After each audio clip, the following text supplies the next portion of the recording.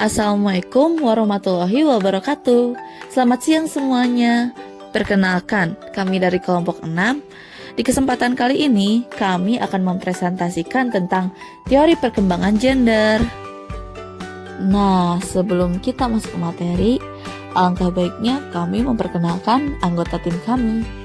Ada Yasmin Nabila Putri, Izar Nazarudin Nasyir, Muhammad Rama Alifiansyah, Tubagus Hadian, dan saya sendiri sebagai opening moderator, Yani Yulianti.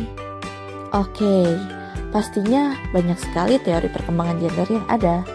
Namun di kesempatan kali ini, kami akan mempresentasikan tentang 5 macam teori perkembangan gender. Oke, saya Muhammad Rama akan menjelaskan teori psikodinamis atau teori psikodinamika. Teori psikodinamika ditemukan oleh Sigmund Freud pada tahun 1856 sampai 1939. Teori psikodinamika adalah teori yang berusaha menjelaskan hakikat dan perkembangan kepribadian unsur-unsur yang diutamakan. Teori ini adalah motivasi, emosi, dan aspek-aspek internal lainnya. Teori ini juga mengasumsikan bahwa kepribadian berkembang ketika terjadi konflik-konflik atau aspek-aspek psikologis tersebut yang pada umumnya terjadi pada anak-anak di usia dini. Teori dinamika dan tradisi klinis yang berasumsi dari 2 dasar. Yang pertama adalah manusia adalah bagian dari dunia binatang. Yang kedua adalah manusia adalah bagian dari sistem energi. Di mana teori psikodinamika ini terdiri dari seperangkat teori psikologis yang muncul dari gagasan bahwa manusia sering didorong oleh motivasi, bawah sadar, dan bahwa kepribadian dan hubungan orang-orang dewasa seringkali merupakan hasil dari pengalaman masa kanak-kanak. Nah, dari pendekatan ini menyatakan bahwa pengalaman masa kanak-kanak adalah dasar untuk kepribadian dan hubungan orang-orang dewasa. Di sini saya akan memaparkan materi yaitu soal teori interaksi simbolis. Interaksi adalah suatu istilah dan garapan sosiologi, sementara simbolik merupakan garapan komunikologo atau ilmu komunikasi. Teori interaksionisme merupakan salah satu teori yang banyak digunakan dalam penelitian sosiologi. Makna sosial diperoleh melalui proses interpretasi dan komunikasi terhadap simbol-simbol di lingkungan sekitar. Teori simbolik menekankan pada hubungan antara simbol dan interaksi. Teori ini juga memperhatikan berbagai cara yang digunakan manusia dalam pembentukan makna dan struktur masyarakat lewat percakapan. Dilansir dari jurnal kajian tentang interaksi simbolik karya nama Siti Salmania Siregar, berikut penjelasan 3 konsep penting dalam teori interaksi simbolik, yaitu ada 3. 1. Pikiran atau mind. 2. Diri atau self. 3. Masyarakat atau society. Baik, saya Yasmin Nabila Putri. Di sini saya akan memaparkan tentang teori pembelajaran sosial. Teori pembelajaran sosial diperkenalkan pertama kali oleh Neil Miller dan John Dollard 1941. Berdasarkan hasil penelitian mereka yang mengindikasikan bahwa manusia belajar meniru orang lain. Perilaku seseorang yang ditiru dapat disebut sebagai perilaku model. Sebuah perilaku yang ditiru akan menjadi perilaku dirinya apabila perilaku tersebut mendapat penguatan.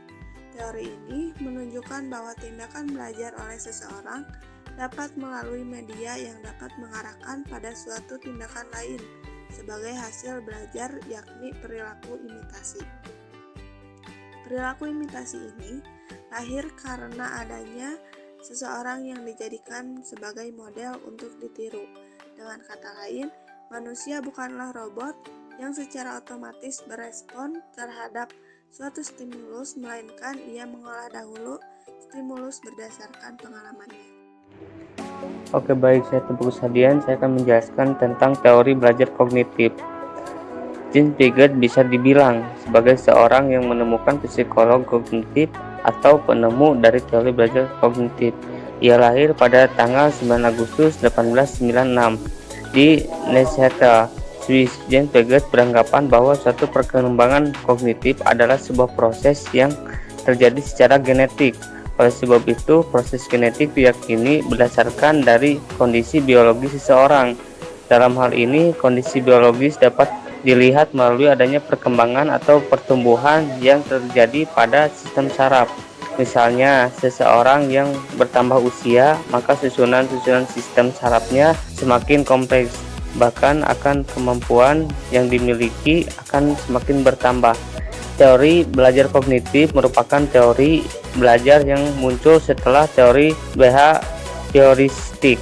Jika teori belajar behavioristik mengutamakan adanya stimulus dan respon, maka halnya dengan teori belajar kognitif yang tidak hanya memperhatikan stimulus dan respon, tetapi juga mengutamakan adanya perubahan mental dan perilaku.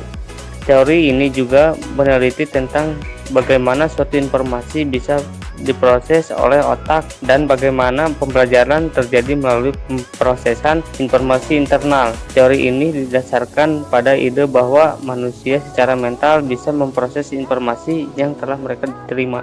Bila seseorang dalam kondisi sekarang dapat mengatasi situasi baru, keseimbangan mereka tidak akan terganggu. Jika tidak, ia harus melakukan adaptasi dengan lingkungan. Proses adaptasi mempunyai dua bentuk dan terjadi secara simultan, yaitu asimilasi dan akomodasi. Asimilasi adalah proses perubahan apa yang dipahami suatu dengan struktur kognitif yang ada sekarang, sementara akomodasi adalah proses perubahan struktur kognitif sehingga dapat dipahami. Dengan kata lain, apabila individu menerima informasi atau pengalaman baru, maka informasi tersebut akan dimodifikasi sehingga cocok dengan struktur kognitif yang telah dipunyai. Proses ini disebut asimilasi. Sebaliknya, apabila struktur kognitif yang sudah dimiliki yang harus disesuaikan dengan informasi yang diterima, maka hal ini disebut akomodasi. Asimilasi dan akomodasi akan terjadi apabila seseorang mengalami konflik kognitif dan suatu tidak seimbang di antara apa yang telah diketahui dengan apa yang dilihat atau dialami sekarang. Proses ini akan mempengaruhi struktur kognitif. Terima kasih. Nah, yang terakhir ada teori titik berdiri atau standpoint theory, yang merupakan sebuah teori yang dapat mengubah kekuasaan seseorang melalui kewenangan suara pribadi individu. Standpoint theory atau teori titik berdiri pertama kali dipelopori oleh seorang filsuf Jerman bernama George Wilhelm Friedrich Hegel pada tahun 1807. Ia mengemukakan bahwa teori ini membahas tentang hubungan antara tuan dan budak yang walaupun hidupnya dalam ruang lingkup yang sama, tetapi mereka memiliki pengetahuan dan pengalaman yang berbeda. Menurut Hartstock juga, ada 5 asumsi spesifik mengenai asal dari kehidupan sosial. Yang pertama, kehidupan material atau posisi kelas, membentuk dan membatasi pemahaman mengenai hubungan sosial. Yang kedua, ketika kehidupan material dibentuk untuk dua kelompok dengan menggunakan dua hal yang bertolak belakang, maka pemahaman pada masing-masing pihak juga akan saling bertolak belakang pastinya. Yang ketiga, pandangan pada kelompok yang memiliki kuasa akan membentuk hubungan material di mana semua kelompok dipaksa untuk berpartisipasi. Yang keempat, pandangan yang ada pada kelompok yang tertindas mewakili upaya dan penghargaan. Yang kelima, pemahaman potensial pada pihak yang tertindas atau standpoint dapat menunjukkan kekejaman hubungan yang sudah berlangsung di antara kelompok-kelompok. Keadaan ini dapat mendorong kita untuk maju dan menciptakan kehidupan yang lebih adil.